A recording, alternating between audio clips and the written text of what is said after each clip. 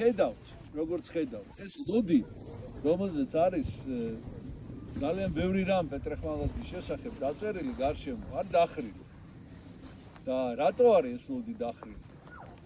იმიტომ რომ ხალხმა თანდათანობით აღმოაჩინა, რომ თუ სოფელში ბავშვი დაიბადებოდა რაიმე ნაკლით, ფიზიკური ნაკლით, ან ავათარი, მოიყვანდნენ ხოლმე ამ საფლავის გვაზე და დააყენებდნენ ამ დასვამდნენ და ბავშვი იკურნებოდა და მერე მიწა მიქონდათ ამ საფლავის ქვიდან სახში.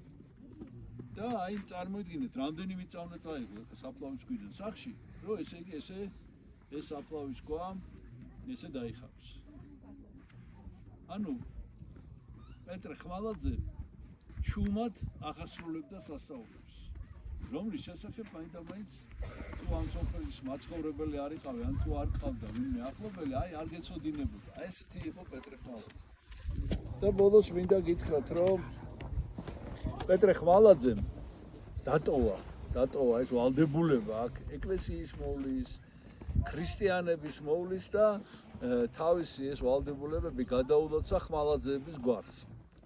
და ბოლო დროს, ბოლო ჟამს, უკვე როდესაც საერთოდ ესე იგი საერთოდ პირდაპირ ბრძოლა იყო ქრისტიანობის მიმართ, ეს არის კომუნისტების პერიოდი მე-20 საუკუნეში, გამოჩნდა საოცარი პიროვნება, ბატონი გოგი ხმალაძე, რომელსაც მეც ვიცნობდი, რომელიც იყო აი ზუსტად გამგრძელებელი წმინდა პეტრე-ხმალაძის საქმის და როდესაც ბატონი გოგი გარდაიცვალა, მის საფლავზე სოფლელებმა დააწერეს ესეთი სიტყვები. იგი იყო ჩვენი მოძღვარი. ბატონი გოგი სასულიერო პირი არ ყოფილა, მაგრამ ფაქტიურად სასულიერო პირის საქმეებს აგრძელებდა და ძალიც მისი ქალბატონი ნინოლით ზუსტად ესეთი შეხვდა და აი კინაღამ შეეწირა ორივე ამ საქმეს. ბატონი გოგის სკოლის დირექტორი იყო, ქალბატონი ნინო მასწავლებელი, და ეხა არის სკოლის დირექტორი და სკოლაში მოაწყვეს ხატების კუთხე.